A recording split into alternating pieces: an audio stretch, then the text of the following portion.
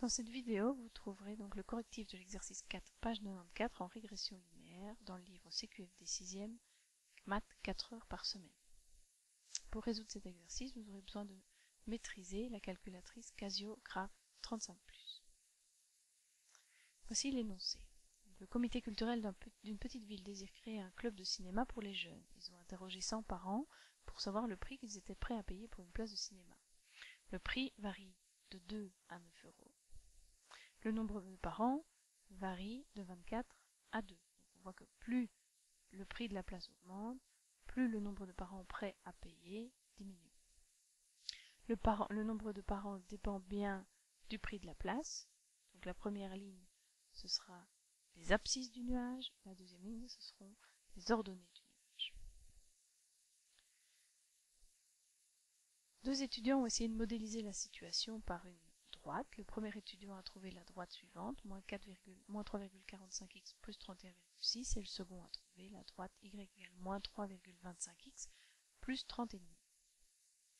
Pour savoir lequel des deux étudiants a trouvé la meilleure droite d'ajustement, vous propose d'effectuer la somme des carrés des écarts de ces deux droites, donc on parle bien des écarts verticaux, par rapport au nuage de points. Donc vous devez en fait réaliser la somme des carrés des écarts entre les ordonnées du nuage, la deuxième ligne du tableau, et les ordonnées respectives sur les droites que les deux étudiants ont déterminées.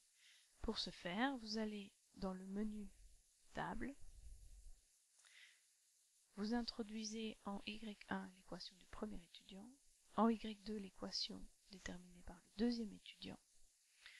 Vous paramétrez dans Setting que vous voulez aller pour des x allant de 2 jusqu'à 9, donc start 2 end 9, avec un incrément, donc un pas ou un saut si vous préférez, de 1. Une fois paramétré et validé, vous vous rendez sur table. Il vous propose ici, donc toujours pour les mêmes x donnés par le tableau, les y correspondants si on suivait le modèle du premier étudiant, et les y correspondant à la droite déterminée par le second étudiant. Vous prenez bien note des valeurs reprises dans ces deux colonnes, pour des x allant de 2 jusqu'à 9, et vous allez aller recopier dans le menu de statistiques, dans la liste 1, les ordonnées des points du nuage. Dans la liste 2, vous irez recopier les y correspondants à l'équation trouvée par le premier étudiant, c'est-à-dire 24,7, 21,25 et ainsi de suite. Une fois les 8 valeurs recopiées, vous pouvez, dans la liste 3, indiquer la série suivante, liste 1 moins shift liste 2, pour faire les écarts entre les points trouvés par l'étudiant 1 et les points qui étaient donnés dans l'énoncé. Vous trouvez des écarts positifs ou négatifs selon que les points étaient situés au-dessus ou en dessous de la droite.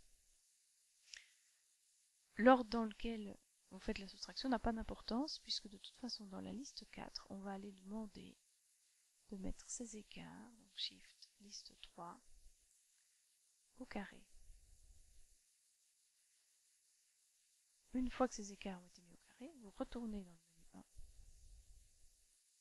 Dans le menu 1, à l'aide de la touche Option, dans Liste, avec F6, vous allez chercher la somme, et vous faites la somme des carrés des écarts, donc la somme de la liste 4. Et vous trouvez une somme des carrés des écarts égale à 5,93. Une fois que c'est fait, on répète l'opération avec les résultats obtenus pour le deuxième étudiant. Dans Table, vous avez pris note des valeurs suivantes, 24, 20,75 et ainsi de suite jusqu'à 1,25. Vous allez recopier ces valeurs dans le menu de statistiques.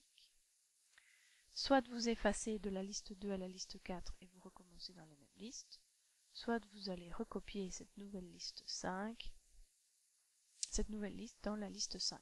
Alors si vous ne voulez pas vous tromper, je vous rappelle que vous pouvez aller nommer les sommets des listes. Donc par exemple, ici on veut spécifier qu'on veut faire avec les résultats de l'étudiant 2, donc alpha E, alpha T 2 pour étudiant 2, et vous allez introduire les valeurs suivantes. Donc ça commence à 24,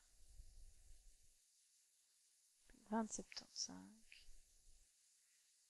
et ainsi de suite, jusque 1,25 pour les places à 9 €. Une fois que c'est fait, vous recommencez exactement la même démarche. Donc vous allez dans la liste 6, demander à faire les écarts entre la liste 1, donc toujours bien les points du nuage, et la liste 5, donc les résultats pour l'étudiant 2, liste 5. Ces écarts, vous allez aller dans la liste 7, les mettre au carré, donc on veut faire la liste 6 au carré. Et dans le menu 1, donc on vient de terminer sur la liste 7, dans le menu 1, vous demandez à faire la somme non plus de la liste 4, mais option liste somme de la liste 7. Et cette fois-ci, vous trouvez une somme des carrés des écarts de 4,25. Vous pouvez donc en conclure que l'étudiant qui a trouvé la droite qui ajuste au mieux le nuage de points donné dans l'énoncé, c'est l'étudiant 2, puisqu'il a réussi à minimiser la somme des carrés des écarts, puisqu'il a trouvé un résultat beaucoup plus petit que l'étudiant 1.